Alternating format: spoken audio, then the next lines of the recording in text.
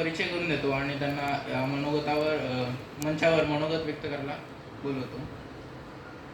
तर ते गेली 28 वर्ष IIT मुंबई येथे अध्यापनाचे काम करीत आहेत. त्यांनी विद्यार्थी दशेपासून बामसेपचे सहयोगी म्हणून काम पाहिले आहे. याची सुरुवात त्यांनी नागपूरपासून केली.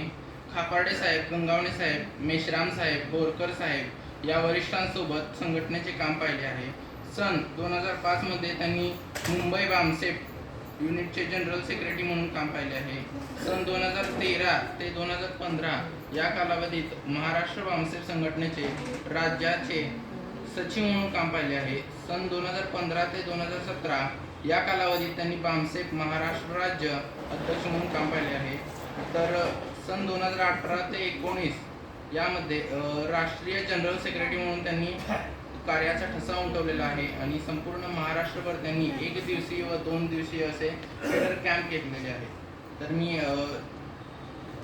चव्हाण साहेबांना मंचावर आमंत्रित करतो की त्यांनी मनोगत व्यक्त.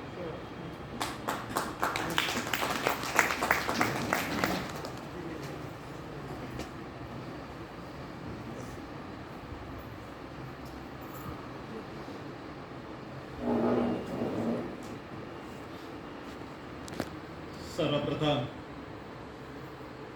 मूळनिवासी बहुजन समाजातील आमचे जे महामानव आहेत, ज्या महानायिका आहेत, त्या सर्वांना मी अभिवादन करतो. या विचारपीठावर उपस्थित असलेले आणि या BS4 क्लस्टर कार्यक्रमाचे उद्घाटक माननीय धनंजय धाकटे सर, जो विषय आम्ही चर्चेला घेतलेला आहे त्यामध्ये वक्ता म्हणून ज्यांना आमंत्रित केलेलं होतं, खादर पारवे सर, प्राध्यापक डॉक्टर मीना गायकवाड, झाकीर शेख सर, चंद्रवीर भद्रेश्वर मठ सर, या सर्वांना आणि तुम्ही सर्व लोक आणि बंधू भगिनी, हा जो एक आगळा वेगळा जो कार्यक्रम आहे BS4, हा BS4 कार्यक्रम पूर्ण देशामध्ये चाललेला आहे. सर्वप्रथम आपल्याला हे समजून घ्यायचं आहे की ज्यावेळी एखादा कार्यक्रम आयोजित केला जातो, तो कार्यक्रम का आयोजित केला जातो, कशासाठी आयोजित केलेला जातो, या सर्व गोष्टीची माहिती असणं आवश्यक आहे. त्याचबरोबर तुम्ही जे सर्व लोक इथं उपस्थित झालेले आहात, आपल्याला सुद्धा हे माहीत पाहिजे की आम्ही कोणत्या गोष्टीसाठी इथं उपस्थित आहोत. जर आम्हाला आमचं उद्दिष्ट माहीत असेल की आम्ही इथं उपस्थित का आहोत, त्यावेळेला तुम्ही आपली जी ऐकण्याची जी काही शक्ती आहे त्या शक्तीचा बरोबर वापर करा. जर आम्ही फक्त कोणी बोलवलं, फक्त हजेरी लावायची आहे किंवा इतरही कार्यक्रमामध्ये जातो म्हणून हा एक कार्यक्रम होता तिथेही जायचं आहे, बसायचं आहे आणि पुन्हा घरी जायचं आहे, अशी जर मनाची स्थिती असेल तर या कार्यक्रमामधून जे तुम्हाला आम्ही देऊ इच्छितो किंवा तुम्ही जे घेतलं पाहिजे ते कदाचित तुम्ही घेऊ शकणार नाही, आमच्यापासून ते तुम्हाला दिल्या पण जाऊ शकणार नाही. हा जो कार्यक्रम आहे BS4चा कार्यक्रम, हा BS4 आहे काय? यावर्षी जर तुम्ही याच्या अगोदर कार्यक्रम आयोजित केला असेल, अटेंड केला असेल, हे BS4 आहे काय? हे काय कोणत्या संघटनेचं नाव आहे?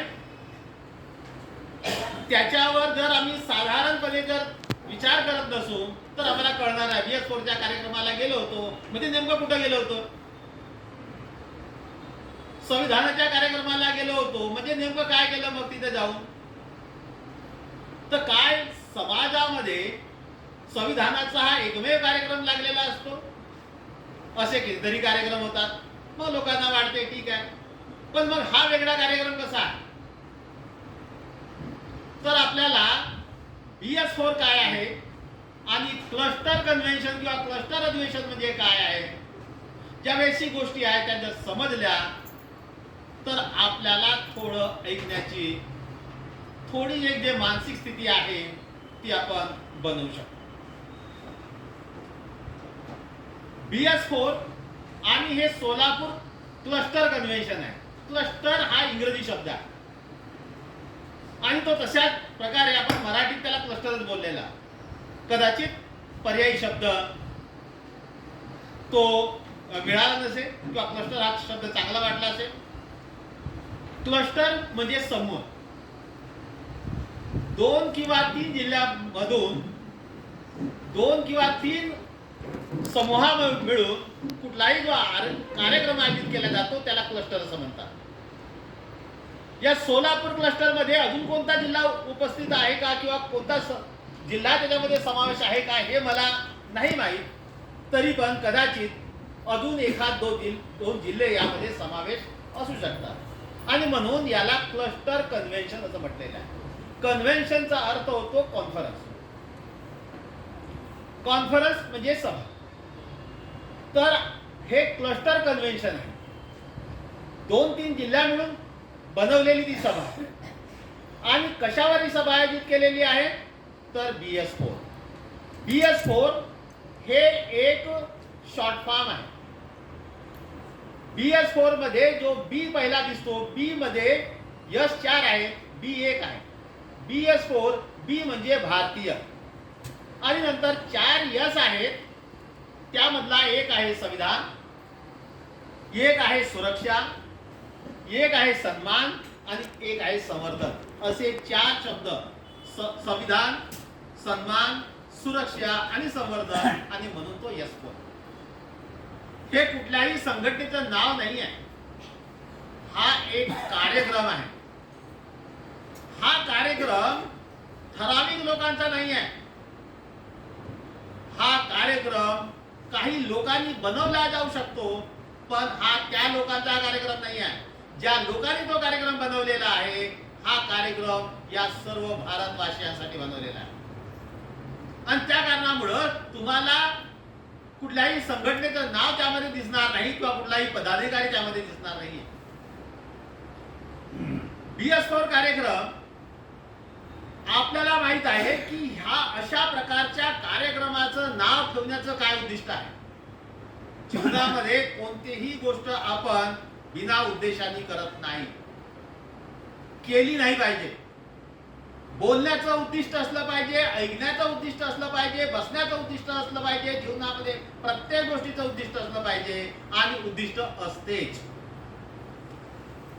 तसं BS4 हा कार्यक्रम पूर्ण भारतवासियांसाठी बनवलेला आहे आणि कोणी बनवलेला आहे कदाचित मला वाटते पारेसर बोलत होते की या लोकसभेच्या इलेक्शन मध्ये आपल्याला दिसले की लोकसभेमध्ये इलेक्शन मोठमोठे नेते आतापर्यंत संविधान आम्हाला या 75 वर्षामध्ये कधी संविधानाचा सशब्द समजावून सांगितला नाही. ते हातामध्ये संविधान पकडून समाजामध्ये वावरत होते. तर हा जो संविधान BS4 कार्यक्रम आहे हा कार्यक्रम सर्व भारतवासियांसाठी आहे. कोणत्याही संघटन, कोणताही व्यक्ती हा कार्यक्रम राबवू शकतो. BS4 त्याला त्याची कॉपीराईट कोणाकडेही नाही आहे. उद्या समजा तुम्ही कोणत्या चर्च मध्ये गेलात, कोणत्या मस्जिद मध्ये गेलात, कोणत्या संघटनेमध्ये गेलात, कुठल्या पीठामध्ये गेलात आणि तुम्ही BS4 च्या मार्फत जर तुम्ही म्हटलं 2 लोकांना की चला आपण इथं संविधानावर चर्चा करूया, याला कोणीही ऑब्जेक्शन घेणार नाहीये. जे संविधानाच्या समर्थनात आहेत ते तर बिलकुल घेणार नाहीत. जे संविधानाच्या विरोधामध्ये आहेत ते सुद्धा याच्यावर ऑब्जेक्शन घेऊ शकणार नाही. कारण हा देश संविधानावर चालतो. हा देश जो आहे जे कायदे बनवलेले आहेत त्या कायद्यावर चालतोय आणि ते कायदे भारताच्या त्या संविधानामध्ये आहेत आणि त्या कारणामुळे या कार्यक्रमाला BS4 ला कोणीही विरोध करू शकत नाही. तिथं वेगवेगळ्या प्रकारचे वेगवेगळ्या संघटनेचे कार्यकर्ते बसले असतील. आपापल्या संघटनेच्या मार्फत तुम्ही हा BS4 कार्यक्रम समाजापर्यंत नेऊ शकता. BS4 चं बॅनर लावून तुम्ही तो कार्यक्रम करू शकता, कारण तो भारतीय संविधानाचा कार्यक्रम आहे. आपल्याला पहिला जो यश दिसतो तो भारतीय संविधान आहे आणि या संविधानाच्या संदर्भामध्ये काही जुजबी माहिती असणं आपल्याला आवश्यक आहे असं सर्वांना वाटते. आणि त्या कारणामुळं आम्हाला भारतीय संविधानामध्ये काय आहे हे थोडंसं माहीत असणं आवश्यक आहे. तर काय माहीत आहे, तर आपल्याला भारताचं जे संविधान आहे त्या संविधानामध्ये आम्हाला काही भाग दिलेले आहेत, 22 भाग आहेत. त्या पहिल्या भागामध्ये आर्टिकल 1 ते 5 पहिला नियम, पहिला कायदा, आमच्या देशाचं नाव काय असेल, आम्ही चर्चा केलेलीच आहे की आमच्या देशाचं नाव भारत आहे. हे आम्ही ठरवलेलं आहे, हे आम्ही लोकांनी ठरवलेलं आहे. आणि तेही आपल्या चर्चेमध्ये मला वाटते डॉक्टर मीना गायकवाड मॅडमनी बोललेलं आहे की एक आमच्या देशाचा जो प्रधानमंत्री आहे ते प्रधानमंत्री पण आमच्या देशाला भारत बोलत नाही, हिंदुस्थान बोलतात. म्हणजे आम्ही आमच्या मुलांचं नाव पाळण्यामध्ये जे ठेवलेलं आहे त्याच्याऐवजी दुसरंच नाव घेतात. तर काय त्या बाळाला चांगलं वाटेल? काय ती चांगली गोष्ट आहे? काय त्या व्यक्तीला सुसंस्कृत आम्ही व्यक्ती म्हणू शकतो? आणि याच भारताच्या त्या संविधानामध्ये जर लिहिलेलं आहे की या भारताच्या संविधानामध्ये जे लिहिलेलं आहे त्याचं जो पालन करणार नाही तो संविधानद्रोही असेल, आणि जो संविधानद्रोही असेल तोच देशद्रोही असेल. भारताला जर भारत जर म्हणणारा एखादा व्यक्ती नसेल तर आम्ही त्याला देशप्रेमी म्हणू शकणार नाही. तो मी असेल, तो कोणी असेल, अजून कोणी असेल. तर या देशामध्ये जे भारताच्या संविधानाने जे लिहिलेलं आहे, संविधानामध्ये आहे त्याचप्रमाणे आम्ही वागलं पाहिजे. या देशाचं नाव आम्हीच ठेवलेलं आहे, सर्व भारतीयांनी ठेवलेलं आहे.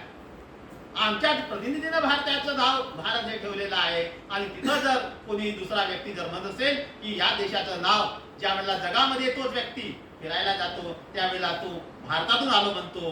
कारण जगाच्या इतिहासावर जो जगाचा नकाशा बघाल तर तुम्हाला तिथं भारत लिहिलं असेल, हिंदुस्थान लिहिलेलं नसेल. त्याच्या कारणामुळे हिंदुस्थानला कोणी काही ओळखत नाही. जर ओळखत असतील तर भारताला ओळखत असतील. आणि त्या कारणामुळं भारताचं जे संविधान आहे त्या भारताच्या संविधानामध्ये पहिल्या भागामध्ये जे पहिला भाग जे आहे त्याच्यामध्ये कलम 1 ते 5 आर्टिकल 1 to 5 आमच्या देशाचं नाव काय आहे, आमचा देश ची सीमा आहे त्याबद्दल, म्हणजे आमच्या देशाच्या बद्दल माहिती आहे की आमच्या देश म्हणजे नेमका काय आहे, आमच्या देशाच्या भौगोलिक सीमा काय आहे, राज्याची निर्मिती कशी होते, त्या सर्व गोष्टी किती लिहिलेल्या आहेत 1 ते 5 या कलमामध्ये लिहिलेल्या आहेत. त्यानंतर दुसरा भाग आहे 5 ते 11. हे 6 कलम आहे. या 5 ते 11 मध्ये आम्ही 1949 च्या अगोदर म्हणा किंवा 1950 च्या अगोदर भारताचं संविधान या देशामध्ये लागू होण्याच्या अगोदर आम्ही नागरिक नव्हतो, आम्ही प्रजा होतो. आणि प्रजा म्हणजे काय? प्रजा म्हणजे ज्याला हक्क नसतात. प्रजा म्हणजे राजा असतो आणि राजा जे बोलेल तेच प्रजेला ऐकावं लागते, प्रजाला हक्क नसतात. आम्ही नागरिक झालो, भारताचं संविधान लागू झाल्याच्या नंतर नागरिकाला हक्क असतात. आणि त्याच्या कारणामुळं आम्हीच जे नागरिकत्व आहे आम्हाला कसं भेटणार आहे हे सर्व आर्टिकल 5 to 11 6 to 11 यामध्ये दिलेले आहे. आता जे CAA NCRB वगैरे दुनियाभराचे ते काढताय, ऑलरेडी या गोष्टीची काही आवश्यकता नाही. भारताच्या संविधानामध्ये ते सर्व दिलेलं आहे की कोण कसा नागरिक बनू शकतो, कोणाला जन्मामुळे नागरिक भेटू शकतो. पाकिस्तान मध्ये जर एखाद्या व्यक्तीला जायचं असेल तर त्याचं नागरिकत्व तिथे कसं त्याला हे मिळू शकते, किंवा पाकिस्तानचा व्यक्ती आपल्या देशामध्ये आला, अमेरिकेचा व्यक्ती आपल्या देशामध्ये आला तर त्याला कसं नागरिकत्व मिळू शकते. या सर्व गोष्टी अतिशय क्लिअर कट आमच्या भारताच्या संविधानामध्ये दिलेलं आहे. हे जुजबी माहिती मी सांगत आहे तुम्हाला, कारण भारताचं संविधान आम्हाला आमची मानसिक स्थिती अशी बनवलेली आहे की भारताच्या संविधानासोबत आमचा काही संबंध नाही आहे. तो असेल वकिलांचा, तो असेल जजेसचा, तो असेल अतिशय शिकल्या सवरल्या लोकांचा, असं आमची मानसिक स्थिती बनवलेला आहे. त्या कारणामुळं ज्या सोप्या गोष्टी आहेत त्या सुद्धा आमच्या लक्षात आलेल्या नाहीत किंवा आम्हाला माहित नाही. तर मी सांगत होतो की 6 ते 11 हे जे आहेत यामध्ये आम्हाला नागरिक, आम्ही भारताचे नागरिक आहोत का हे तिथं लिहिलेलं आहे. कोण बनू शकतो नागरिक ते तिथं लिहिलेलं आहे त्या 5-6 कलमामध्ये. त्यानंतर आर्टिकल 12 आहे. आर्टिकल 12 ते 35 हे नियम बनवलेले आहेत ज्यामध्ये आम्हाला वेगवेगळे अधिकार दिलेले आहेत. तो मग आमचा शिक्षणाचा अधिकार असो, तो आमच्या नोकऱ्याचा अधिकार असो, तो आमचा जीवन जगण्याचा अधिकार असो असे, किंवा आमचे धार्मिक जे काही उपासना आहेत त्या करण्याचा किंवा धर्म पाळण्याचा अधिकार असतो. या सर्व जे अधिकार दिलेले आहेत ते भारताच्या संविधानामध्ये कलम 12 ते 35.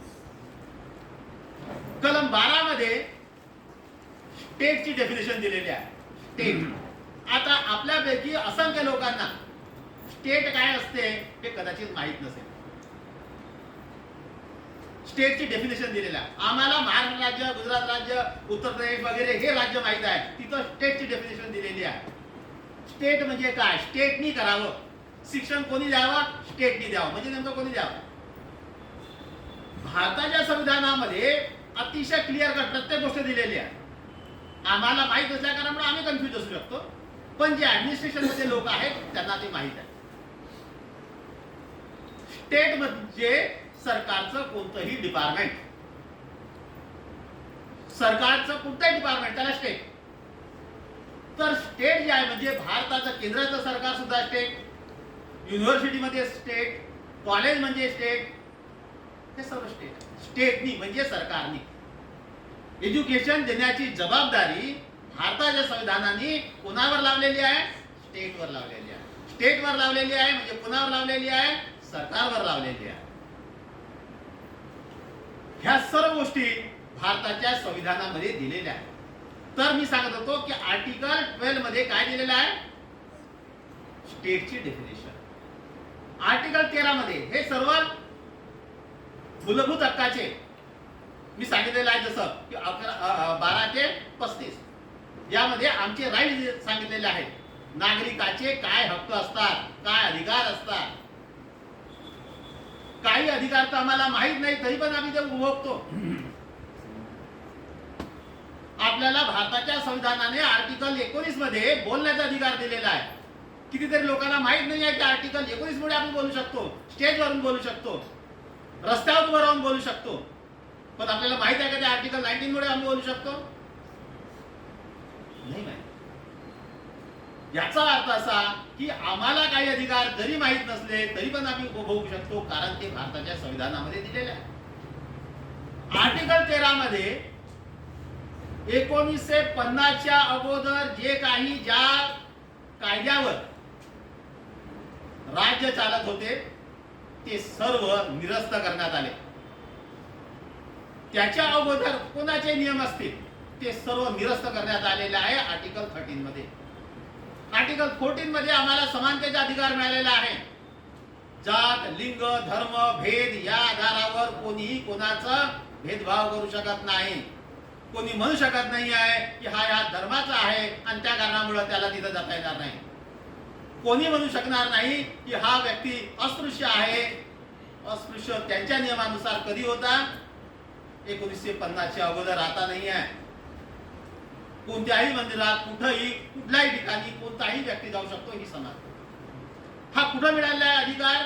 आम्हाला आर्टिकल 14 मध्ये. मॅडमनी एक मला वाटते एक रिझर्वेशनच्या संदर्भामध्ये त्यांनी आपल्या भाषणामधून एक ओघवता उल्लेख केलेला होता की त्यांनी सांगितलं की रिझर्वेशन हा शब्द आम्ही उपयोगामध्ये आणायला नको. भारताच्या संविधानामध्ये रिझर्वेशन हा शब्द कुठेही नाही आहे, तरी आम्ही रिझर्वेशन का बोलतो? भारताच्या संविधानामध्ये आर्टिकल 15(4) मध्ये 16(4) मध्ये या सर्व गोष्टी आहेत आणि त्यामध्ये रिप्रेझेंटेशन हा जो शब्द आहे, रिझर्वेशन नाही आहे. रिप्रेझेंटेशन आम्हाला तिथं सांगितलेलं आहे की जे जे लोक मागे राहिलेले आहेत शासन आणि प्रशासनामध्ये त्यांचं ऍडिक्वेट रिप्रेझेंटेशन, पुरेसं प्रतिनिधित्व असलं पाहिजे. आणि त्यासाठी सरकारने ते ठरवलं पाहिजे, सरकारने ते केलं पाहिजे, पुरेसं प्रतिनिधित्व. जसं मला परिचयामध्ये सांगितलं की मी IIT बॉम्बेमध्ये नोकरी करतोय. आमच्या IIT बॉम्बेमध्ये 800 प्रोफेसर्स आहेत. 800 प्रोफेसर्स पैकी 750 प्रोफेसर्स फक्त सोपाट एका जातीचे आहेत. ज्यांची संख्या 3.5% आहे त्यांचे 750 प्रोफेसर्स आहेत आणि बाकी सर्व 97% लोक जे आहेत त्यांचे प्रोफेसर फक्त 50 आहेत. जे स्वतःला उच्च मानणारे लोक आहेत त्यांचे सुद्धा प्रोफेसर तिथं नाही आहे. समजा शेवटायचे तर सोडूनच द्या, अदर बॅकवर्ड क्लासचे तर सोडूनच द्या. ही फक्त IIT बॉम्बेचेच नाही तर वेगवेगळ्या युनिव्हर्सिटीजमध्ये हीच परिस्थिती आहे. ज्या सेंट्रल युनिव्हर्सिटीज आहेत, जे मोठमोठ्या शैक्षणिक संस्था आहेत त्यामध्ये हीच गोष्ट आपल्याला दिसते. तर जे प्रतिनिधित्व आहे ते पुरेसं प्रतिनिधित्व अजूनही कुठेही आम्हाला मिळालं नाही. तरी ते म्हणतात की नाही नाही यांचं रिझर्वेशन बंद केलं पाहिजे. हा रिझर्वेशन जो शब्द आहे हे रिप्रेझेंटेशन आम्ही ज्यावेळेला समजावून सांगू का आम्ही कुठे आहोत. आजही जर आम्ही बघितलं तर सुप्रीम कोर्टमध्ये किंवा कोणत्याही कोर्टमध्ये आमचं प्रतिनिधित्व नाही आहे. रिझर्वेशनच्या संदर्भामध्ये किंवा रिप्रेझेंटेशनच्या संदर्भामध्ये पार्लमेंट जे आहे ते निर्णय कदाचित कधी कधी ठीक घेते, पण ते शाबोटेज त्याला करण्याचं काम, त्याला नेस्तनाबूत करण्याचं काम नेहमी न्यायालयामध्ये होत असतं. मग ते ओबीसीच्या रिझर्वेशनसाठी त्या काळामध्ये जो कोणी निर्णय दिलेला असेल, ज्या न्यायालयाने निर्णय दिलेला आहे तो न्यायालयातून झाला, त्यांना क्रिमिलियर लागलं. आणि जे ओबीसी, तेली, कुणबी, माळी, धनगर, मराठा हे सर्व 52% असून सुद्धा त्यांना फक्त न्यायालय काय म्हणते 27% द्या. कोणता न्याय आहे हा? न्यायालय म्हणण्यापेक्षा अन्यायालय होईल, अन्यायालयच आहे ते. जर या देशामध्ये तेली, कुणबी, माळी, मराठे, धनगर, लोहार, सुतार, चांभार हे जर 52% आहे तर त्याला कोणता आधार आहे की तुम्ही म्हणता की त्याला 27% द्या? आणि भारतीय संविधान काय म्हणते? त्यांच्या लोकसंख्येच्या प्रमाणामध्ये पुरेसं प्रतिनिधित्व, ॲडिक्वेट रिप्रेझेंटेशन द्या. जर शेड्यूल कास्टचे लोक जर 15% आहेत, शेड्यूल कास्टचे लोक जर 15% आहेत तर त्यांना 15% रिझर्वेशन आहे किंवा त्यांचं रिप्रेझेंटेशन असलं पाहिजे असं भारताचं संविधान म्हणते. शेड्यूल ट्राईबचे लोक 7.5% आहेत तर त्यांचं रिप्रेझेंटेशन 7.5% असलं पाहिजे असं भारतीय संविधान म्हणते. मग न्यायालय काय असं म्हणते का? भारतीय संविधान तर हेच म्हणेल की 52% जर ओबीसी आहेत तर त्यांचं रिप्रेझेंटेशन कुठेही किती असलं पाहिजे? मग 52%. मग न्यायालय असं का म्हणते? न्यायालय अन्यायालय आहे. आणि अन्यायालय काय आहे? तिथं आमचं प्रतिनिधित्व नाही आहे. आमचं प्रतिनिधित्व नसल्या कारणामुळं आणि त्या कारणामुळं हे ज्या संस्था काम करत असतात या सर्व, जसं मला वाटते आमच्या मान्य वक्त्यांनी म्हणजे इतकं नम्र वक्ते मी अतिशय कमी बघितलेले आहेत वेगवेगळ्या स्टेजवरून. कोणत्याही वक्त्यांनी असं म्हटलं नाही की मी इतका मोठा, मला नाही माहीत, माझा अभ्यास थोडा कमी आहे, इतकं नम्र जो स्टेज आहे मी कधीही बघितलेला नाही. जेव्हा की जो व्यक्ती जेव्हा नम्र वागतो ते संस्कृतमध्ये म्हणतात पण विद्या विनयाने शोभते, तेच खऱ्या अर्थाने शिकलेले लोक आहेत. आणि त्या कारणामुळं जे आपण या स्टेजवर जे मोठ्या प्रमाणामध्ये आपण चर्चेला घेतलेलं होतं ते आणि आम्ही, हा सुद्धा आमच्या मान्य वक्त्यामधून एक आलेला ते, हा याच्यामध्ये कन्फ्यूज आहोत आम्ही. काय कन्फ्युजन आहे? ते म्हणजे कोण आणि आम्ही म्हणजे कोण?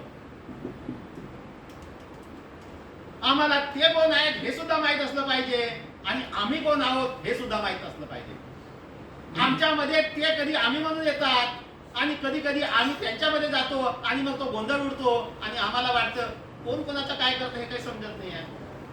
आताच नाही, हजारो वर्षापासून ते तेच आहेत आणि आम्ही आम्हीच आहोत. फक्त त्यांना माहित आहे की ते कोण आहेत आणि आम्ही कोण आहोत. आम्हाला मात्र माहित नाही की ते कोण आहेत आणि आम्ही कोण आहोत. हा प्रॉब्लेम आहे. आमच्या शिकल्या सवरल्या लोकांचं जे कार्य आहे ज्यांना भारताचं संविधान माहीत नाही आहे, समजू शकतो की ते संविधानाच्या विषयी काही करत नाही. पण आमच्या शिकल्या सवरल्या सारख्या लोकांना जर संविधान माहीत आहे तर ते काय करतात? त्यांनी काय केलं पाहिजे?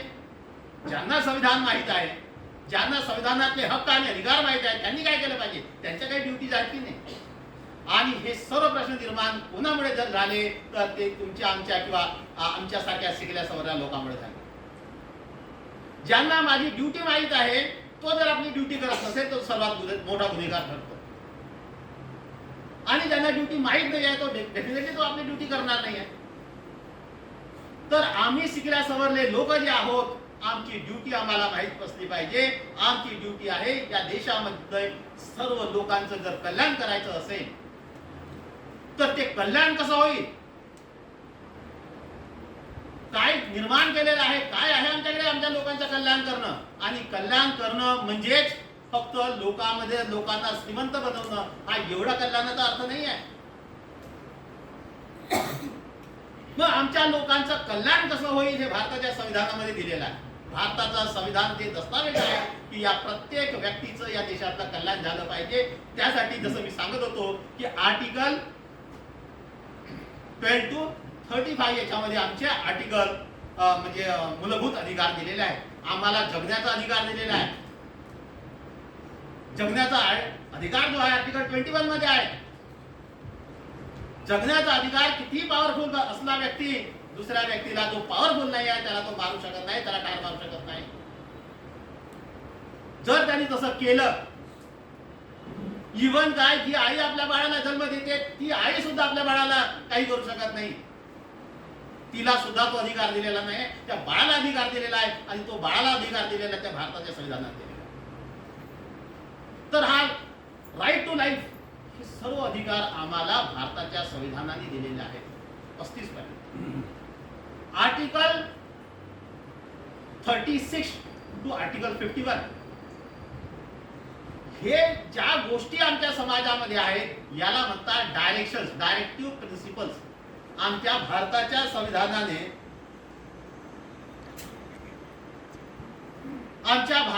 संविधानाने सरकारला डायरेक्शन दिलेले आहे. आर्टिकल 38 आणि 39 आपल्याला माहित आहे आमच्या देशामध्ये गरिबी आणि श्रीमंती याच्यामध्ये खूप मोठी दरी आहे. करोडपती कोणाला म्हटलं जाते ज्याच्याकडे 1 करोड असते? असं नाही आहे. साधारणतः त्याचे नियम सरकारी याच्यावर ठरवलेले असतात. 10 कोटीच्या वर ज्याची संपत्ती आहे जनरली त्याला करोडपती म्हणतात. आणि असे 10 कोटीच्या वर ज्यांची संपत्ती आहे असे लोक आपल्या देशामध्ये 2,36,000 आहेत. फक्त 150 कोटी या लोकसंख्येमध्ये फक्त करोडपती किती आहेत? 2,36,000 एवढेच आहेत. आणि पूर्ण सिस्टम चालते या 2,36,000 लोकांसाठी. म्हणजे या 150 करोड लोकांसाठी काही नसते. तर ही जी दरी आहे, भारत सरकार काय म्हणते, भारताचे प्रधानमंत्री काय म्हणतात, मी 80% लोकांना मोफत 5 किलो राशन देतो. म्हणजे काय, 80% लोक आज 2 वेळचं जेवण सुद्धा त्यांच्याकडे उपलब्ध नाही आहे. आणि हे 2,36,000 लोक जे आहेत त्यापैकी काही लोक तर मी असं ऐकलेलं आहे, जसं आम्ही कधी कधी आमचं मुलाबाळांनी हे केलेलं आहे, पप्पा आज चला आपण ब्रेकफास्ट बाहेर करूया, आता आपण बाहेर येतो घरी. तसं ते म्हणतात, त्यांचे मुलं म्हणतात पप्पा आज आपण इंडियात नाही ब्रेकफास्ट करूया, चला दुबईमध्ये जाऊया. त्यांच्याकडे काही सांगतोय मी गरिबीची. भारत सरकार म्हणते की 80% लोकांना आम्ही 5 किलो राशन पुरवतो. म्हणजे याचा अर्थ गरिबी आणि श्रीमंतीमध्ये खाई इतकी मोठी आहे. आर्टिकल 38-39 मध्ये बाबासाहेब डॉक्टर आंबेडकरांनी ही खाई कशी कमी करता येईल किंवा नाहीशी करता येईल याचं डायरेक्शन दिलेलं आहे. डायरेक्शन्स म्हटलेलं आहे. म्हणजे तुमचं डोकं लावा, सरकारला आपलं डोकं लावण्याची सुद्धा आवश्यकता नाही आहे. ते सांगितलं असं असं करा म्हणजे श्रीमंती आणि गरिबी एक खत्म होईल. पण काय भारत सरकार असं करताना दिसते? काय आजचं सरकार करत नाही तर काय कालच्या सरकारने केलेलं आहे?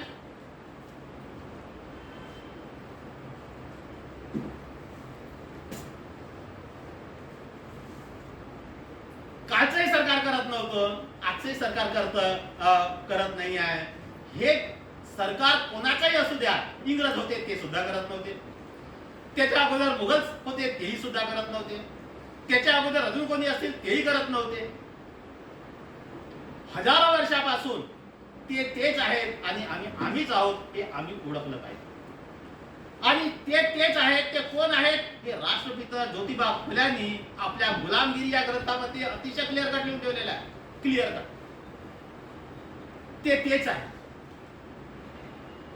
तर ते जे लोक आहेत त्यांना राष्ट्रपिता ज्योतिबा फुल्यांनी त्यांच्यासाठी इराणी आर्यभट अशा प्रकारचे शब्द वापरलेले आहेत. इराणी आर्यभट. आणि त्या इराणी आर्यभटामध्ये हे इराणी म्हणजे इराण देश, म्हणजे आमच्या देशातले नाही आहेत, या भारतामधले ते नाही आहेत, इराण कडले आहेत, इराक कडून आलेले आहेत. टिळक म्हणतात उत्तर ध्रुवामधून आलेले आहे, म्हणजे त्याच देशाकडून आलेले आहे. हे तेच आहे. ते 2-2,500 वर्षापासून आजही आमच्यावर राज्य करत आहेत. आणि आम्ही कोण? आमच्या माननीय वक्त्यांनी तारवे सर बोलत होते, धार्मिक व्यक्ती आहे.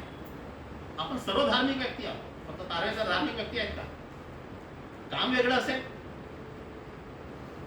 प्रवचन देत असतील, लोकांना छान करत असतील, पण आपण प्रत्येक जण धार्मिक आहोत. कसे धार्मिक आहोत? आम्ही सर्व मानवतावादाला मानणारा आमचा पहिला धर्म जो आहे तो आहे मानवता. आमचा दुसरा धर्म नाही आहे. आमचा जो धर्म आहे तो मानवता हाच आमचा धर्म आहे. बाकी धर्माचे नाव आहेत, ते धर्म नाही आहे, धर्माची नावं आहेत. आमचा पहिला धर्म आहे मानवता आणि तेच आमचा हा जो मानवतेचा धर्म जो आहे याच धर्माला आम्ही स्वीकारलेला आहे. हा आमचा पहिला धर्म आहे. धर्माच्या नावावर जे काही धर्म निर्माण झालेले आहेत कदाचित त्याच्यामध्ये वेगळ्या असू शकतात, पण आमचा पहिला धर्म जो आहे तो मानवता हाच धर्म आहे. आणि या मानवता धर्मालाच आम्ही कुठेही जर प्रोपगेट करायचं असेल तर आम्ही मानवता या धर्माला प्रोपगेट केलं पाहिजे. भारताचं संविधान सुद्धा हे सांगते की तुम्ही मानवता या धर्माला प्रोपगेट करा आणि ज्या बाकीचे जे धर्म त्याच्यापासून निर्माण झाले असतील किंवा वेगळे नावं तुम्ही दिले असणार ते तुम्ही आपल्या घरी पाळा. तर अशा प्रकारे भारताच्या संविधानामध्ये जसं मी सांगितलं जुजबी माहिती आपल्याला काय असली पाहिजे तर आर्टिकल 36 to 51 असं सांगितलेलं आहे. आणि यामध्ये काय दिलेलं आहे? भारताच्या संविधानाने सरकारला डायरेक्शन्स दिलेले आहेत, म्हणून त्याला म्हणतात directive principle of state policy. स्टेटला डायरेक्शन दिलेलं आहे. आणि स्टेट म्हणजे काय मी ते तुम्हाला सांगितलेलं आहे. मी सांगितलेलं आहे म्हणजे भारताच्या संविधानामध्ये दिलेलं आहे. गरिबी आणि श्रीमंती किंवा अजून काही असेल, जसं आता मोठ्या प्रमाणामध्ये ते समान नागरी कायदा, समान नागरी कायदा, समान नागरी कायदा ते भूत नाचवत असतात. काय असते समान नागरी कायदा? समान नागरी कायदा ऑलरेडी आहे. अजून काय आहे? थोड्या प्रमाणामध्ये जे समान नाही आहेत त्या गोष्टीवर जास्त बवाल. काय? एखाद्या व्यक्तीने चोरी केली तर तो त्या धर्माचा आहे म्हणून त्याला शिक्षा होत नाही. सेक्स असा आहे का? असं करता केलं का तुम्ही की नाही हा बुद्धिस्ट आहे आणि चोरी केलं तरी पण नाही याला नाही हा बुद्धिस्ट आहे. किंवा हा महात्मा बसवेश्वराला मानतोय, लिंगायत आहे, लिंगायत खूप चांगला आहे आम्ही मानतो त्यांना, म्हणून नाही यानं चोरी केली तरी पण शिक्षा नका देऊ. असं काही असते का? भारतात संविधानामध्ये दिलेलं समान नागरी कायदा. काही गोष्टी ज्या पर्सनल गोष्टी आहेत ज्यावर ते बवाल करतात आणि हा बवाल फक्त निवडणुकीच्या तोंडावर आपल्याला जास्त दिसते. ते भारताच्या संविधानामध्ये आर्टिकल 44 मध्ये दिलेलं आहे, डायरेक्शन दिलेलं आहे समान नागरी कायदा. त्याचं सांगतात की बाबासाहेबांनी हे सांगितलेलं आहे. तर बाबासाहेबांनी काय सांगितलेलं आहे की या सर्व लोकांना ज्यावर थोडेसे आमचे मतभेद आहेत हळूहळू सरकार त्यासाठी स्टेप घेईल आणि त्यांच्याच मदतीनं जे काही थोडेसे असमान कायदे आहेत, पर्सनल कायदे आहेत त्या कायद्याचं नायनाट करते. अशा प्रकारचे डायरेक्शन दिलेलं आहे. त्याच्याऐवजी तुम्ही टीव्हीच्या माध्यमातून, वर्तमानपत्राच्या माध्यमातून तुम्ही भांडणं लावत आहात लोकांमध्ये. ही गोष्ट आम्ही समजून घेतली पाहिजे. हे भारताच्या संविधानामध्ये दिलेलं आहे. त्यानंतर आर्टिकल 51 अतिशय महत्वाचा आर्टिकल आहे. आर्टिकल 51 मध्ये काय दिलेलं आहे तर सायंटिफिक अटिट्यूड ही जबाबदारी कोणाला दिली. जसं मी सांगितलं 51 पर्यंत काय आहे डायरेक्शन्स आहे, संविधानाचे डायरेक्शन्स आहेत. कोणाला आहेत स्टेटला आहे. काय करेल सरकार या देशातल्या प्रत्येक नागरिकाला त्यांचं सायंटिफिक टेम्परामेंट वैज्ञानिक दृष्टिकोन डेव्हलप करण्याचं काम करेल. काय भारताचं सरकार, काय शाळा, काय आमच्यासारखे मास्तर हे काम करतात. आमचा जर मास्तर या शाळेमध्ये जर आपला अजून काही एखाद्या मूर्ती बसवून जर त्याचा टाळ वाजवत असेल तर तो शिक्षक काय आमच्या मुलांना तो शिकवत आहे. आणि शिक्षक म्हणजे काय आहे गव्हर्नमेंटचा तो रिप्रेझेंटेटिव्ह आहे. सरकार करेल म्हणजे नेमकं कोण करेल सरकार करेल शिक्षकाच्या माध्यमातून. पण त्या शिक्षकाला तशा प्रकारचा पंगू बनवलेला आहे त्यांच्यामध्ये सायंटिफिक अटिट्यूड नाही आहे तर तो आपल्या विद्यार्थ्यांना काय सांगेल. आणि त्याच्या कारणामुळं आमचे विद्यार्थी दिवसेंदिवस वेगवेगळ्या म्हणजे सायंटिफिक अटिट्यूड त्यांच्यामध्ये निर्माण होण्याच्या ऐवजी आपल्याला दिसते की आमचे विद्यार्थी आज मोठ्या प्रमाणामध्ये अनसायंटिफिक होतात. कारण प्रचार अनसायंटिफिक गोष्टीचा जास्त सायंटिफिक गोष्टीचा होण्याच्या ऐवजी अनसायंटिफिक गोष्टीचा प्रचार जास्त होतो. आणि त्याच्यामध्ये सर्वात जास्त शिक्षण संस्था शिक्षण खाते हे जे जबाबदार आहेत म्हणजे सरकार एकूणच. आणि मग त्या याच्यामध्ये जबाबदार आमच्यासारखे जे शिक्षक आहेत ते सुद्धा जबाबदार आहेत. आम्हाला माहित आहे आर्टिकल 51 जर मला माहित आहे जर मी माझ्या विद्यार्थ्याला सांगतो की या देशामध्ये स्वर्गामध्ये शिकवत असताना आम्ही जर हे सांगत असणार की भूत नाही आहे देव नाही आहे हे जर आम्ही सांगत असू तर याचा अर्थ काय होतो की आम्ही भारताचं संविधानचं पालन करत आहोत. पण मी जर सांगत असेल नाही नाही असते किंवा मी सांगतच नसणार तर मी कोणाचं काम करतो मग. म्हणजे मला माहीतही आहे तरी पण मी त्याच गोष्ट सांगत नाही आमच्या विद्यार्थ्याला मी शिकवत नाही. याचा अर्थ असा की मी पुन्हा त्यांचंच काम करतो म्हणजे जे सरकार अनसायंटिफिक काम करते त्यांचंच ते काम करते. तर अशा प्रकारे आम्ही आमची सर्वांनी आपापली ड्युटी सुद्धा ओळखलं पाहिजे. त्यानंतर आर्टिकल 152 टू आर्टिकल 151 हे आर्टिकल्स फक्त आपल्या माहितीसाठी असले पाहिजे. यामध्ये काही नाही दिलेलं आहे. प्रधानमंत्री कसा बनतो, प्रेसिडेंट कसा बनतो, राज्यपाल कसे बनतात याविषयीच माहिती आहे. पण आपल्यासाठी या सर्व गोष्टी म्हणजे प्रेसिडेंटचे काय पगार किती असले पाहिजे, प्रेसिडेंट कोणाला नियुक्त करू शकतो या सर्व गोष्टी तिथे दिलेल्या आहेत. तर या संदर्भामध्ये म्हणजे आपल्याला ही दुर्मिळ माहिती असणं आवश्यक आहे. अजून आपल्या मान्य वक्त्यांनी सांगितलेलं आहे की आर्टिकल भारताचं संविधान हे सुद्धा परमिशन देते की या संविधानामध्ये तुम्ही बदल करू शकता. भारताचं संविधान इतकं फ्लेक्झिबल आहे इतकं लोकाभिमुख आहे म्हणूनच तर त्याला जगामध्ये मान्यता आहे. म्हणूनच तर जग त्याला मानते. कारण दुनियामध्ये जगामध्ये कुठलीही गोष्ट परमनंट नाही आहे. हा निसर्गाचा नियम आहे. जगामध्ये कुठलीही गोष्ट परमनंट नाही आहे. चेंज हेच फक्त परमनंट आहे. बदल हाच परमनंट आहे.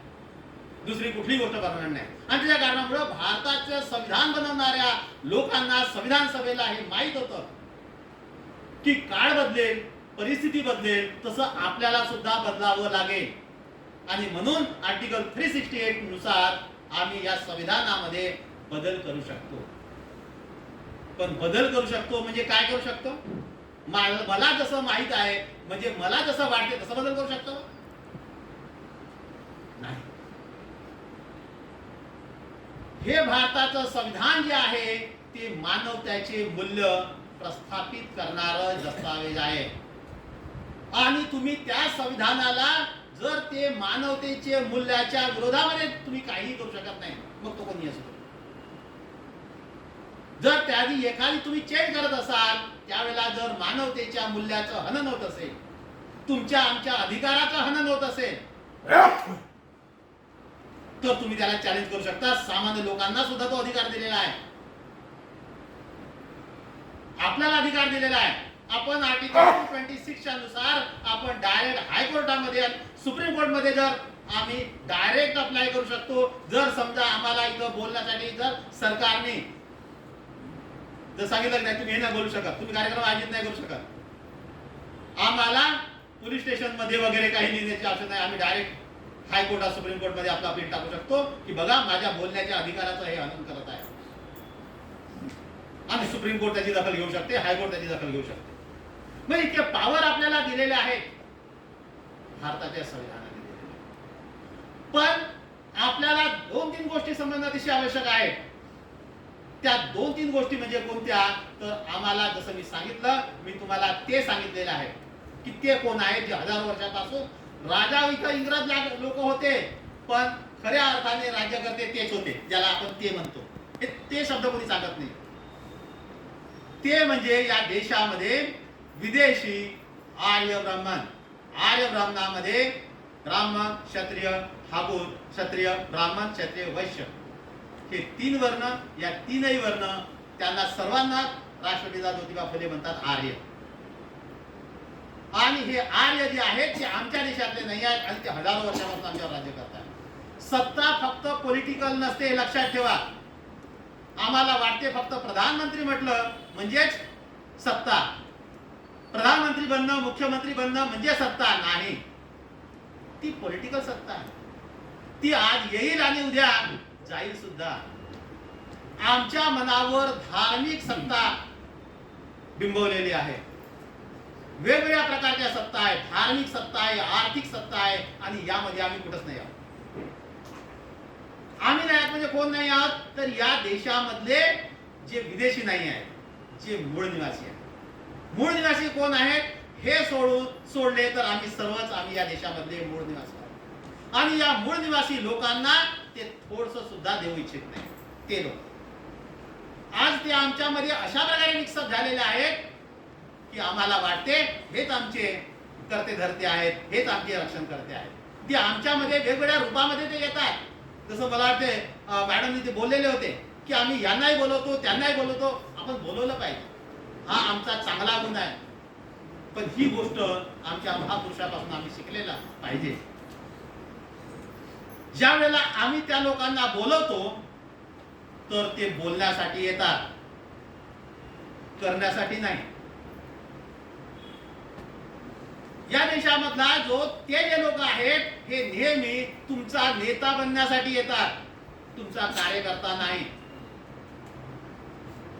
आणि ही गोष्ट लक्षात ठेवली पाहिजे. ते लोक ते तुमचा नेता बनण्यासाठी येतात. एकदा का तुम्ही त्यांचं नेतृत्व स्वीकारलं तर आपल्याला माहित आहे आपण नेतृत्वाचं आपण किती म्हणजे ऐकत असतो. त्याला माहित आहे की मग यांना कुठं घेऊन जायचं, मग या कसायाकडे घेऊन जायचं की त्या कसायाकडे घेऊन जायचं. कसाई हा शब्द समजत जातो. या खाटिकाकडे घेऊन जायचं की त्या खाटिकाकडे घेऊन जायचं. त्याच्या कारणामुळे ते कसायाच्या रूपामध्ये येतात. कुठल्याही संघटनेचं नेतृत्व आज आमचा समाज नेतृत्वहीन आहे. त्याच्याकडे कुठल्याही समाजाचं म्हणजे मोठा नेता आहे नेतृत्व म्हणून आपल्याला ते दिसत नाही. काय पॉलिटिकल क्षेत्रामध्ये आमचा नेतृत्व आहे आपण असं म्हणू शकतो. आणि असं नेतृत्व ज्याला ही जाण आहे डॉक्टर बाबासाहेब आंबेडकरांसारखी, राष्ट्रपिता ज्योतिबा फुल्यांसारखी, जे राजकारण राष्ट्रपिता ज्योतिबा फुल्यांनी केलं, जे राजकारण डॉक्टर बाबासाहेब आंबेडकरांनी केलं, काय ते आजचे नेतृत्व ते आपल्याला राजकारण करताना दिसतात. सामाजिक क्षेत्रामध्ये काय आम्हाला आमचं नेतृत्व दिसते? काय एखाद्याचं नाव सांगू शकता तुम्ही का सामाजिक क्षेत्रामध्ये हे आमचं नेतृत्व? धार्मिक क्षेत्रामध्ये आम्ही सांगू शकतो की हे आमचं नेतृत्व? ते लोक इतके त्यांच्या जिभेवर गोड ठेवलेलं आहे आणि ज्या वेळेला ते बोलतात आमच्या सोबत तर आम्हाला असं वाटते मग चव्हाण जे बोलत आहे ते सर्व खोटं आहे. हा माणूस बघा किती म्हणजे अतिशय गोड बोले. लक्षात की बाबासाहेब आंबेडकरांनी, राष्ट्रपिता ज्योतिबा फुल्यांनी आणि इतर महापुरुषांनी जर आम्ही वाचलं किंवा छत्रपती शाहू महाराजांनी त्याचे वेगवेगळे भाषण जर आपण ऐकले तर या लोकांपासून आम्हाला सावध केलेला आहे. आम्ही यांच्यापासून सावध राहिलं पाहिजे. ह्यासाठी हा मानवतेचा विचार आहे की सर्वांना घेऊन चाललं पाहिजे. हा ठीक आहे, पण ते मानवतेला घेऊन चालत नसतील तर मग आपण आपल्याला बघितलं पाहिजे. ज्या वेळेला ते आमच्याकडे येतात ते भाषण देतात, ते नेतृत्व करतात, त्यावेळेला आमच्या समाजातलं नेतृत्व पनपत नाही. आणि अजून म्हणून तुम्हाला लक्षात येईल की शेतकरी आमचे आहेत.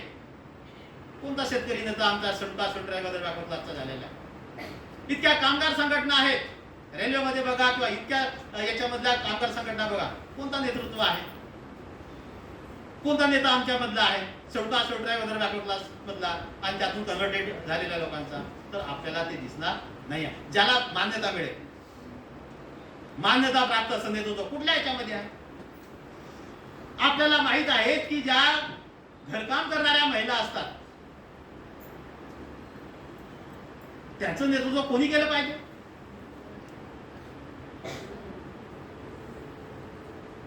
त्या कोणत्या समाजातल्या घरकाम करणाऱ्या महिला, त्या तेली असतील, कुणबी असतील, माळी असतील, धनगर असतील, मराठा असतील, कुठल्या असतील, पण त्यांचं नेतृत्व मात्र ते करतात, त्यांची महिला करते. का करते? कारण इकडे नेतृत्व नाहीये. मग इथं आमच्या शिकल्या सवरल्या महिलांनी काय केलं पाहिजे ही गोष्ट लक्षात घेतली. जर आमच्या शिकल्या सवरल्या महिलांनी जर पुढे आलं आणि या महिलांचं नेतृत्व जर केलं आणि आमचं नेतृत्व जर पनपलं तर खऱ्या अर्थाने हा व्यस्त कार्यक्रम घेण्याचं फलित होईल आणि खऱ्या अर्थाने आम्हाला जे अपेक्षित आहे ते आम्हाला मिळेल. नेतृत्व आता कुठेही नाही, आम्हाला राजकीय धार्मिक क्षेत्रामध्ये सुद्धा नाही. नेतृत्व आमचं नाही आहे. नेतृत्व प्रत्येक धर्मामध्ये त्यांचं इन्फिल्ट्रेशन आहे. शोधा, चर्चा करा किंवा संशोधन करा. ज्याला आम्ही धर्म म्हणतो त्या प्रत्येक धर्मामध्ये जे नेतृत्व करणारे जे लोक आहेत ते मूळनिवासी बहुजन समाजामध्ये नाही आहे, तिथे नाही आहे. डिसिजन मेकिंग पॉवर मधले, आणि एखाद्याला डिसिजन मेकिंग पॉवर दिला आणि डिसिजन मेकिंग पॉवर ते तुमच्या आमच्या सारख्या लोकांना देणार नाही, तिथं तुम्हाला आम्हाला घेणार नाही आहे. ते अशा व्यक्तीला घेतात ज्याला डिसिजन घेता येत नाही. असतो आमचा डिसिजन घेता येत, आणि त्या कारणामुळं त्याला जसं महामहिम राष्ट्रपती आहे, जर राष्ट्रपतीला त्यांचे अधिकार जर माहित असते त्यांनी विचारलं असतं, प्रधानमंत्र्यांना बोलवलं असतं. अधिकार आहे, सर्वात उच्च पद आहे ते, प्रधानमंत्र्यांना बोलवण्याचा अधिकार. मला सांगा मणिपूरमध्ये काय होत आहे? ती आग कधीपासून लागली आणि तुम्ही त्यासाठी काय केलं मला सांगा. उद्या दुसऱ्या दिवशी मला रिपोर्ट द्या, अदरवाईज दुसऱ्या दिवशी मी 356 लावेल आणि तुम्हाला इथून हाकलून देईल. हे पॉवर आहेत राष्ट्रपतीला. करते काय?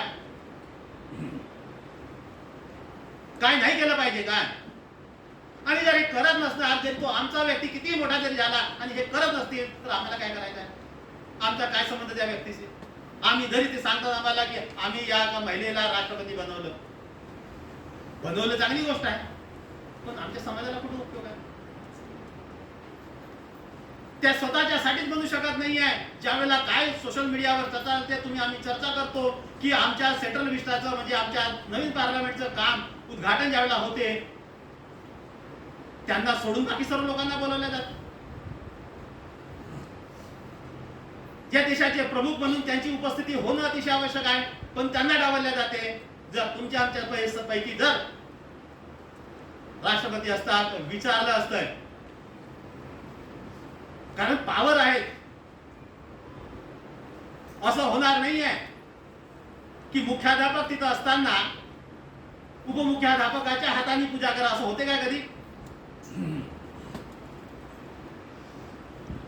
तर या सर्व गोष्टी जाणून बुजून केल्या जाते, कारण त्यांना माहित आहे की तेच आहेत आणि आम्ही आम्हीच आहोत. आम्ही जो लोक आहेत म्हणजे ते जे आहेत त्यांना माहित आहे की ह्या लोकांना आपण नेहमी अशा प्रकारे वेगवेगळ्या स्तरावर यांना नेऊन ठेवलं पाहिजे, वेगवेगळ्या स्तरावर यांना गुलाम करून ठेवलं पाहिजे. तसंच करतात आणि आपल्याला मालूम सुद्धा पडत नाही, माहीत सुद्धा पडत नाही. म्हणून तर आपण एवढे अनभिज्ञ आहोत.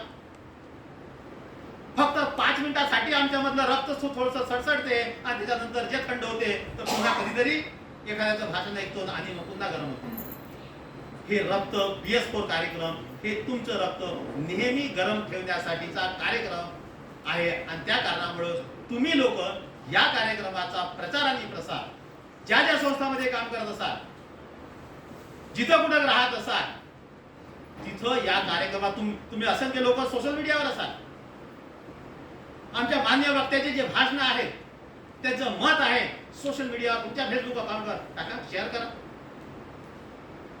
हा कार्यक्रम फक्त ज्या वेळेला तुम्ही इथं 100-200 लोक बसलेले आहात, हा 200 लोकांचा कार्यक्रम ज्यावेळेला स्पेशल सोशल मीडियावर जाईल तर हा कमीत कमी 2 लाख लोकांपर्यंत इथला प्रोग्राम जो आहे हा सोलापूरचा कार्यक्रम.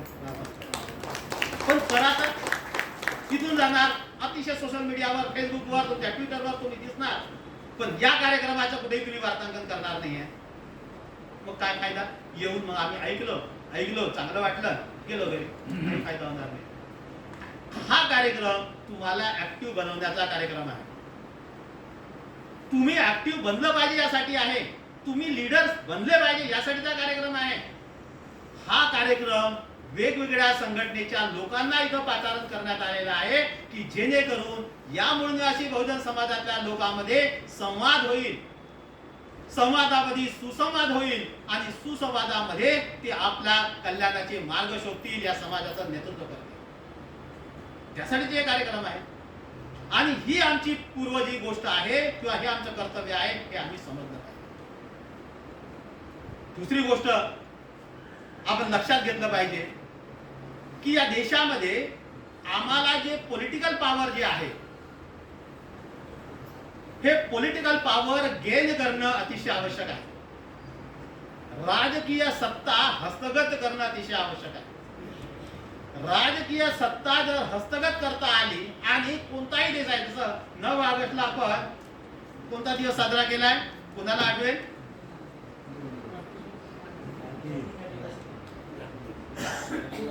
आपण अनिविद्ध भरपूर आहोत, दुनियाभराचं सोशल नॉलेज बघतो. 9 ऑगस्टला आपण जागतिक मूळ निवासी दिवस साजरा केलेला आहे. जागतिक मूळ निवासी दिवस काय सांगतो? जागतिक मूळ निवासी देश हा दिवस कशासाठी साजरा केलेला आहे? मूळ निवासी लोक, ते म्हणतात जागतिक आदिवासी दिवस. आदिवासी ही टर्म, हा शब्द भारतात आहे, इंग्लंडमध्ये थोडी आहे. मूळ निवासी हा शब्द आहे. इथल्या लोकांना, आदिवासींना ते मूळ निवासी म्हणत नाही, समजत नाही, किंवा ते एकत्र आले पाहिजे बाकीच्या लोकांसोबत म्हणून ते नाही तुम्ही आदिवासी, हे बाकीच्या याला बोलू द्या मूळ निवासी. या देशामधले शेड्यूल ट्राइब, अदर बॅकवर्ड क्लासचे, तेली, कुंभी, माडी, मराठे, धनगर हे सर्व मूळ निवासी आहेत या देशामधले, आणि हे मूळ निवासी एकत्र येऊ नये म्हणून मला वाटते एका वक्त्याने सांगितलेलं आहे की त्यांच्या व्यवसायाच्यात, मला वाटते काकडे सरांनी सांगितलेले आहे की त्यांच्या जाती ज्या आहेत, त्यांचे व्यवसाय जे आहेत त्यानंतर त्यांना जाती बनवलेल्या आहेत. हे सर्व लोक या देशाचे मूळ निवासी आहेत आणि हे सर्व लोक त्यांच्या हक्क आणि अधिकारापासून ऑलमोस्ट हजारो वर्षापासून वंचित आहेत. राष्ट्रपिता ज्योतिबा फुल्यांचा गुलामगिरी जर वाचलं तर आम्हाला कळेल. बाबासाहेब डॉक्टर आंबेडकरांचा हुबेर शूद्रात जर वाचलं तर कळेल. समजा नाही वाचलं तर अशा प्रकारचे भाषण जरी ऐकलं तरी आपल्याला थोडं समजू शकेल. पण आज आम्ही इतके आळसी झालेले आहोत, इतके त्यांच्या गुलामगिरीमध्ये पक्के झालेले आहोत की आज आम्हाला वाटते कशाला तरी भाषण ऐकायचं, आता काय होणार आहे. या सर्व गोष्टीमुळे आपण बाबासाहेब डॉक्टर आंबेडकरांचे हे पुस्तक जरी वाचू शकलो नाही तरी पण अशा प्रकारचे कार्यक्रम अटेंड करणं आणि ते अशाच व्यक्तीकडनं ऐकणं, तुम्हाला BS4च्या स्टेजवर जे लोक दिसतील तेच खऱ्या अर्थाने समाजाला गाईड करणारे लोक तुम्हाला दिसतील. बाकी तर हजारो लोक अशा प्रकारचे कार्यक्रम हे करत असतात, आयोजित करत असतात. जसं मॅडमनी मला वाटतं मधल्या काळामध्ये त्यांनी बोलले की डॉक्टर सुखदेव खरात जाणे माने आपले इकॉनॉमिस्ट आहेत आपल्या समाजामधले, त्यांनी बोललेलं होतं की पुन्हा एकदा पुणे करार झाला पाहिजे. एवढं बोलून नाही चालणार, कारण आम्हाला पुणे करार काय आहे हे जर माहित नसेल तर पुन्हा काय कशाला झाला पाहिजे. आपल्यापैकी बसणाऱ्या किती लोकांना पुणे करार माहित आहे? पुणे करार कोणत्या संदर्भात झालेला होता? पुणे करारावर कोणी सही केलेली होती? बाबासाहेब डॉक्टर आंबेडकरांना कसं मजबूर करण्यात आलेलं होतं आणि बाबासाहेब आंबेडकरांनी कशा प्रकारे ते साईन केलं, या सर्व पूर्वपीठिका जर माहीत नसतील आपल्याला तर आम्ही पुन्हा पुणे करार झाला पाहिजे असं काम जे पुणे करारामध्ये आम्हाला नाही मिळू शकलं ते डॉक्टर बाबासाहेब आंबेडकरांनी भारताच्या संविधानामध्ये ते दिलेलं आहे. पुणे करार त्या गोष्टी पुन्हा होणार नाही आहे भारताच्या संविधानामध्ये. तुम्ही आग्रह करा, आपण आग्रह केला पाहिजे. जसं मी सांगितलेलं आहे की हा BS4चा कार्यक्रम हा एका सोलापूर जिल्हा क्लस्टर मध्ये होत नाही आहे, तर पूर्ण देशामध्ये 200 क्लस्टर मध्ये होत आहे. आणि तुम्ही विचार करा की एका क्लस्टर मध्ये 200 लोक आहेत, 200 क्लस्टर मध्ये किती लोक असतील. म्हणजे हा कार्यक्रम जो इथं आपल्याला अतिशय छोटा वाटतो आणि पूर्ण देश पातळीवर किती लोकांचा 200 गुणिले 200 किती होते, जवळजवळ 4 लाख लोक होतील. एकाच महिन्यामध्ये हा 4 लाख लोकांपर्यंत हा कार्यक्रम पोहोचतो. 4 लाख लोक याचे विटनेस होतात. आणि 4 लाख लोक एका व्यक्तीच्या पाठीमागे समजा 10 ऐकणारे असेल तर एका महिन्यामध्ये 40 लाख लोकांपर्यंत हा कार्यक्रम पोहोचतो. सांघिक कार्यक्रम आहे. आणि याचा दबाव म्हणून जसं मला वाटते पारे सरांनी सांगितलेलं होतं की लोक जे आहे संविधान हातामध्ये घेऊन फिरतात. जे संविधान हातामध्ये घेऊन फिरत होते ते सुद्धा तेच आहे. आणि जे हातामध्ये घेऊन फिरत होते ते काल परवा अलाहाबादला त्यांचा जो नेता होता काल अलाहाबादमध्ये भाषण देत होता आणि म्हणत होता की आम्ही जे संविधान हातामध्ये घेऊन फिरत होतो त्याचा परिणाम असा झाला की प्रधानमंत्री जे आहे संविधान आपल्या डोक्याला लावत आहे. बिलकुल चुकीचा. 2018 पासून हा BS4चा कार्यक्रम जर सुरू नसता झाला तर आज तुम्ही सुद्धा हातामध्ये घेऊन फिरले नसते.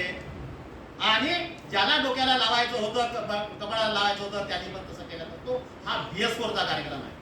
हा BS4चा प्रताप आहे की आज या देशामधले जो सत्ताधारी लोक आहेत, सत्ताधारी म्हणजे विरोधी पक्षातले लोक सुद्धा सत्ताधारीच असतात आणि सत्तेमधले लोक सुद्धा सत्ताधारीच असतात. फक्त प्रधानमंत्री सत्ताधारी असतो अशातला भाग नाही आहे. हजारो कमिट्या असतात त्यांच्या, त्या हजारो कमिट्यामध्ये हजारो खासदार असतात. ते सर्व विविध पक्षातले असतात. राज्यामध्ये जर असेल तर सर्व पक्षातले लोक त्यामध्ये असतात. हे सर्व सत्ताधारी लोक आहेत. पण यामध्ये ते आमच्या काही लोक आमच्या समूहातले असू शकतील पण ते आमच्या विचाराचे नाही आहेत आणि त्यांचं मार्गदर्शन ते लोक करत असल्या कारणामुळं ते आमच्या हिताचं काही बोलत नाही. संसदेमध्ये काही लोक आहेत की नाही आपले, महाराष्ट्राच्या विधानमंडळामध्ये काही लोक आहेत की नाही आपले, आपले आहेत. विचार मात्र आपले नाही आहेत. ते त्यांच्या विचाराने चाललेले असतात आणि त्याच्या कारणामुळं ते लोक ते जसं सांगतील तसं काम करतात म्हणून आपल्याला निर्णय मिळत नाही आहे. सत्ताधारी आणि विरोधी हे एकच असतात, ते सत्ताधारीच असतात. मात्र आमच्या समाजातला मूळ निवासी बहुजन समाजातला ना तर विरोधी पक्षामध्ये असतो आणि ना तर सत्ता पक्षात. प्रधानमंत्री सुद्धा आमचा बनलेला नाही आणि विरोधी पक्ष नेता सुद्धा बनलेला नाही.